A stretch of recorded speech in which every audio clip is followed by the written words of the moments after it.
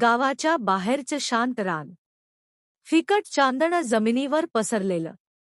मंद वारा वाहतोय आणि जुनं चिंचेचं झाड श्श करत हलतंय. वातावरणात गूढ आणि शांततेची भावना आहे. गावक्यांच्या म्हणण्यानुसार या चिंचेच्या झाडावर एक चेटकीण राहते, जी फक्त अमावस्येच्या रात्री दिसते. कॅमेरा झाडावर हळूहळू फिरतो. काळ्या सावल्या जमिनीवर लांबट पसरतात.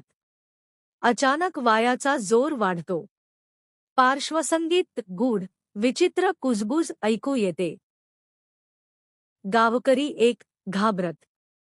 ऐकलंस का? कुणीतरी हसल्यासारखं वाटलं. अचानक चिंचेच्या झाडावरून पांढ्या लांब केसांची भूतासारखी आकृती हलक्या झोक्यात दिसते.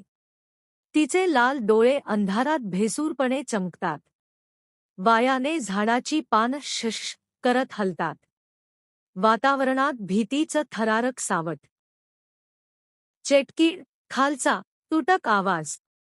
कोण? माझ्या झाडाखाली फिरतंय. गावकरी भीतीने किंचाळत पळून जातात. चंद्रफिकट उजेडात त्यांची सावली हलते. वायाचा आवाज वाढतो. कॅमेरा हळूहळू झाडाकडे सरकतो. झाडाच्या फांद्यांतून लोंबणारी पांढरी केसांची आकृती भेसूरपणे दिसते. वातावरणात गूढ, थरारक शांतता पसरते. आजही हे झाड गावक्यांना घाबरवतं.